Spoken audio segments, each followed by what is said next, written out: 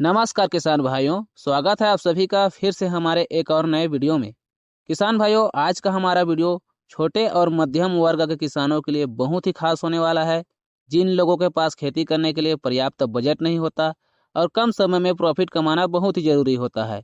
क्योंकि आज की इस वीडियो में हम आपको 3 ऐसी फसलें बताएंगे जिनकी खेती अगर आप लोग करते हैं तो मार्केट में उनका रेट अच्छा तो मिलेगा ही, इसके साथ ही खेती करने का जो लागत होता है वह बहुत ही कम लगेगा और बहुत ही कम समय में प्रॉफिट मिलना शुरू हो जाएगा।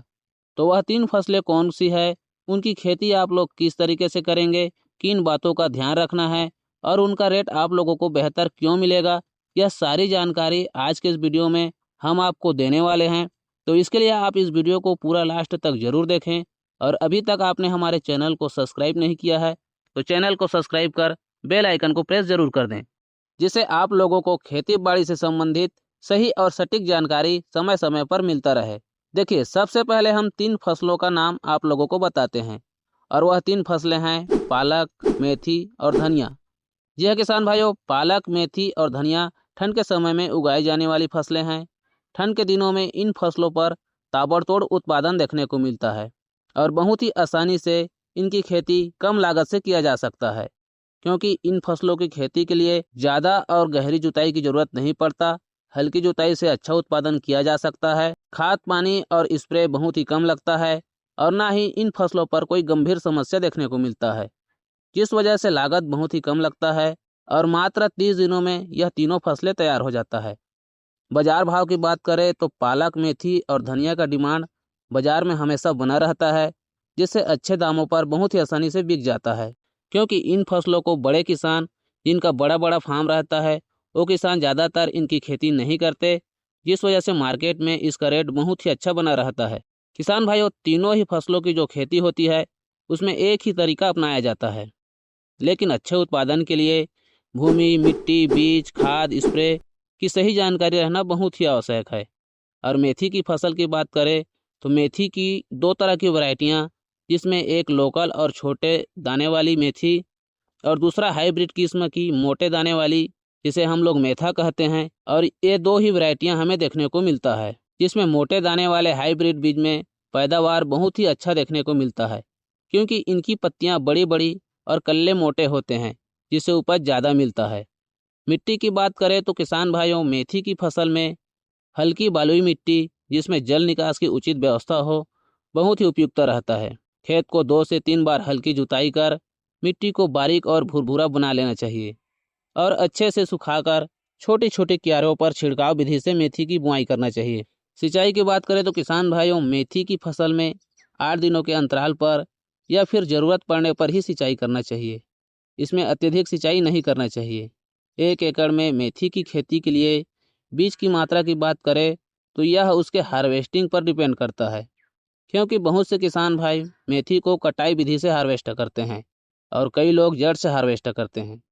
जड़ से हार्वेस्ट करने के लिए मेथी की खेती में लगभग 20 किलो बीज की आवश्यकता होता है और वहीं कटाई विधि से इसमें लगभग 12 किलो बीज की आवश्यकता होता है। और अपने क्षेत्र के मार्केट के हिसाब से कोई भी विधि से मेथी की बुआई किया जा सकता है। रोग एवं समस्याएं की बात करें तो किसान भाइयों, मेथी की फसल में पौधे मरने की समस्या सबसे ज़्यादा देखने को मिलता है और यह समस्या फंगस के आक्रमण से होता है। खेतों में नमी की अधिकता और ख़राब मौसम की वजह से खेतों पर फंगस पनपता है और मेथी की फसल को प्रभावित करता है, जिस वजह से मेथी की फसल मरने लगता है। और इस समस्या से मेथी की फसल को बचाने के लिए बुआई के पूर्व बीज को फंगिसाइड दवा से उपचारित करना चाहिए और दूसरी सिंचाई के बाद फंगिसाइड दवा का स्प्रे करना चाहिए। पालक की फसल की बात करें तो किसान भाइयों, पालक की खेती वैसे तो सभी प्रकार की मिट्टियों में किया जा सकता है, लेकिन अधिक उत्पादन लेने के लिए काली मिट्टी, जिसमें जल निकास की उचित व्यवस्था हो, बहुत ही उपयुक्त रहता है। और इसमें भी जड़ से हार्वेस्ट करने की विधि से प्रति एकड़ 20 किलो के लगभग बीज की आवश्यकता होता है और कटाई विधि से प्रति एकड़ लगभग 12 किलो बीज पर्याप्त होता है। रोग एवं समस्याएं की बात करें तो पालक की फसल फंगस की वजह से सबसे ज़्यादा प्रभावित होता है, जिससे पत्तियां पर काले धब्बे पड़ जाते हैं और पालक की फसल खराब हो जाता है। और इस समस्या से फसल को बचाने के लिए फंगिसाइड दवा का स्प्रे दूसरी सिंचाई के बाद करना चाहिए।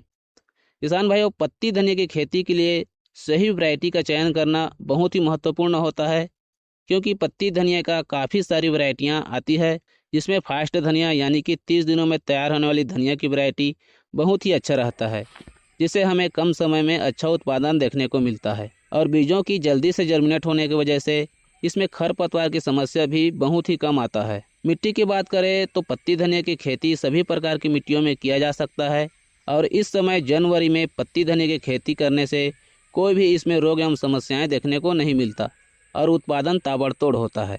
खाद की बात करें तो किसान भाइयों, तीनों फसलों पर तीसरी सिंचाई में डीएपी और यूरिया का मिश्रण दोपहर के समय छिड़काव विधि से डालना चाहिए, ताकि खाद पर पत्तियां ना चिपके, और चिपके हुए खाद को झाड़ की मदद से हिलाकर नीचे गिराने के बाद ही सिंचाई करना चाहिए, जिससे फसल खराब ना हो। किसान भाइयों, देखा जाए तो तीनों फसलों में कम समय में बहुत ही कम लागत से ज़्यादा मुनाफा कमाया जा सकता है। तो किसान भाइयों, इस वीडियो में मैंने जिन फसलों की जानकारी दी है वो अपने लंबे समय के अनुभव और अपने क्षेत्र के मंडी भाव के अनुसार है। आपके क्षेत्र में रेट में थोड़ा सा कम या ज़्यादा हो सकता है। तो किसान भाइयों, आज के इस वीडियो में बस इतना ही। अगर जानकारी अच्छा लगा हो तो वीडियो को लाइक ज़रूर करना, और आपके मन में कोई भी सवाल या सुझाव हो तो उसे हमें कमेंट बॉक्स में ज़रूर बताना। तो मिलेंगे अगले वीडियो में, तब तक के लिए धन्यवाद।